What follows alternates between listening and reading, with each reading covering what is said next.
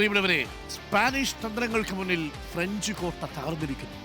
എംബാപ്പയുടെയും ഡംബലയുടെയും fans ഇനി ഈ ലോകകപ്പിലില്ല. ഫൈനലിസ്റ്റുകളാകാൻ വന്നവർ സെമി ഫൈനലിൽ സ്പാനിഷ് പടയോട് തോറ്റു മടങ്ങുന്നു.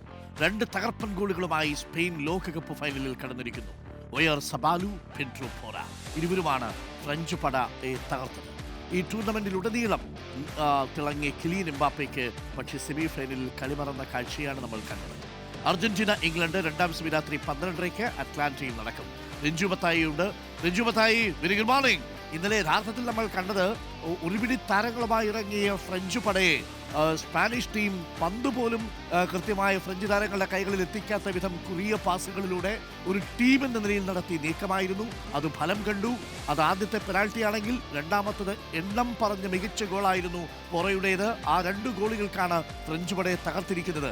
ഇത്തവണ ഫൈനലിസ്റ്റുകളാകുമെന്നും കപ്പടിക്കാനേറെ സാധ്യതയുണ്ടെന്നും പറഞ്ഞ ഫേവറേറ്റുകളാണ് എംബാപ്പയുടെ ഫാൻസ്. ഇന്നലെ നിറം മങ്ങിയോ ഫാൻസിന്? Good morning Arun Kumar. French കോട്ട പൊളിച്ചുകൊണ്ട് സ്പാനിഷ് പട ഫുട്ബോൾ ആരാധകരെ അമ്പരപ്പിച്ചിരിക്കുകയാണ്. കാരണം അത്രമാത്രം മികച്ച പ്രകടനം തന്നെയായിരുന്നു സ്പാനിഷ് പട ഇന്നലെ ഫ്രാൻസിനെതിരെ കാഴ്ചവെച്ചത്. ഫ്രാൻസിന്റെ ഈ ലോകകപ്പിലെ പ്രകടനം എന്ന് പറയുന്നത് വളരെ ആധികാരികമായിരുന്നു. ഗോൾ അടിച്ചു കൂട്ടുന്ന Kylian Mbappe, Ousmane Dembele, Michael Olise തുടങ്ങിയ വമ്പൻ താരനിര, ഒരു സൂപ്പർ ഡ്യൂപ്പർ താരനിരയുമായിട്ടായിരുന്നു ഫ്രാൻസിന്റെ ഈ കുതിപ്പ്. പക്ഷേ ആ കുതിപ്പിന് സ്പെയിൻ തടയിട്ടത് അവരുടെ ടീം എഫേർട്ട് കൊണ്ടാണ്. നമ്മൾ എപ്പോഴും ഫുട്ബോൾ പരിശീലകർ പറയും, ഒരു ടീം എന്ന നിലയിൽ ആരാണ് ഏറ്റവും നന്നായി കളിക്കുന്നത് അവരാകും ജയിക്കുക എന്നുള്ളത്. 11 താരങ്ങളും ഒത്തിണക്കത്തോടെ ഒരേ മനസ്സോടെ കളിക്കുന്ന കാഴ്ചയാണ് ഇന്നലെ കണ്ടത്. ടോട്ടലി സ്പെയിൻ ഫ്രാൻസിനെ ഔട്ട്പ്ലേഡ് എന്ന് നമുക്ക് വിലയിരുത്താൻ കഴിയും. കാരണം അത്രമാത്രം ആധികാരികമായിരുന്നു സ്പെയിൻ്റെ പ്രകടനം. ഫ്രാൻസിന്റെ എല്ലാ മുന്നേറ്റങ്ങൾക്കും, എംബാപ്പയുടെ ഒറ്റയാൾ മുന്നേറ്റങ്ങൾക്ക് വരെ തടയിടാൻ പോകുന്ന തന്ത്രങ്ങളുമായിട്ടാണ് ഇന്നലെ സ്പെയിൻ വന്നത്. അത് നമ്മൾ കാണുകയും ചെയ്യുന്നു.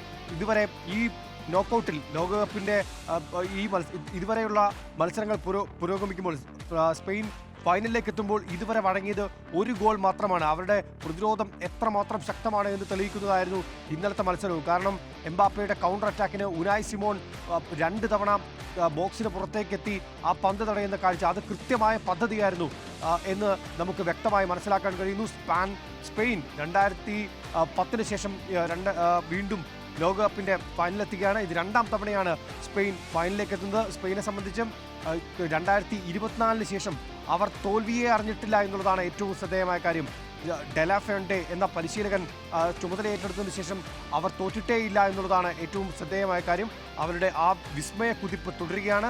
പരിചയ സമ്പത്തും അതോടൊപ്പം തന്നെ യുവനിരയുടെ ആവേശവുമെല്ലാം സ്പെയിൻ്റെ മുന്നേറ്റങ്ങളിൽ കാണാൻ കഴിയും.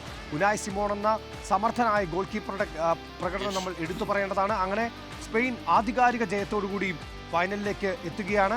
അങ്ങനെ 2ാമത്തെ സെമി ഫൈനൽ മത്സരം ഇന്ന് നടക്കുകയാണ്. ചിരവൈരികളുടെ പോരാട്ടം. ഒരു യുദ്ധസമാനമായ സാഹചര്യമാണ് അർജന്റീന ഇംഗ്ലണ്ട് മത്സരത്തിൻ്റെ ഉള്ളത്.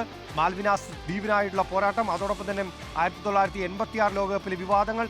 അങ്ങനെ വലിയ ആവേശത്തോടെയുള്ള 2ാമത്തെ സെമി ഫൈനലായി നമ്മൾ കാത്തിരിക്കുകയാണ് അരുൺകുമാർ. ഓക്കെ, പ്രിയപ്പെട്ട പ്രേക്ഷകരെ, ഇന്നത്തെ മത്സരം അത് ക്ലാസിക് പോരാട്ടമാണ് കേട്ടോ, ചരിത്രമാണ്. 1986 ദൈവത്തിന്റെ കയ്യിൽ നമ്മുടെ മറഡോണ ഒരു ഗോൾ അടിച്ചത് ഓർമ്മയുണ്ടോ? അത് ഇംഗ്ലണ്ടിനെതിരെയാണ്. ആ ക്വാർട്ടർ ഫൈനൽ മത്സരത്തിൽ പക്ഷേ അന്ന് ഇംഗ്ലണ്ടിനെ 2-1 ആസ്റ്റെക് സ്റ്റേഡിയത്തിൽ വെച്ച് നമ്മൾ പരാജയപ്പെടുത്തിയിരുന്നു. പക്ഷേ ഇന്ന് ആ മത്സരം നടക്കാൻ പോകുന്നത് മാറി വരുന്നൊരു ഇംഗ്ലണ്ടാണ്. ഇംഗ്ലണ്ട് അർജന്റീനയെ സെമി ഫൈനലിൽ നേരിടുമ്പോൾ 1966 ശേഷം ഇതേപോലെ ഫൈനൽ കളിക്കാത്ത ടീമാണ് ഇംഗ്ലണ്ട് എന്ന് ഓർമ്മിക്കണം. അപ്പോൾ പതിറ്റാണ്ടുകളാണ് ഇംഗ്ലണ്ട് കാത്തുനിന്നത്. അതുകൊണ്ട് ഇംഗ്ലണ്ട് അങ്ങനെ ഹാരി കെയ്ൻ മോശമാക്കാനുള്ള സാധ്യതയില്ല. നല്ല മത്സരം നമ്മൾ പ്രതീക്ഷിക്കുന്നു. രാത്രി 12:30 തീപാറും പോരാട്ടത്തിനായി പ്രിയപ്പെട്ട പ്രേക്ഷകരും കാത്തിരിക്കുക.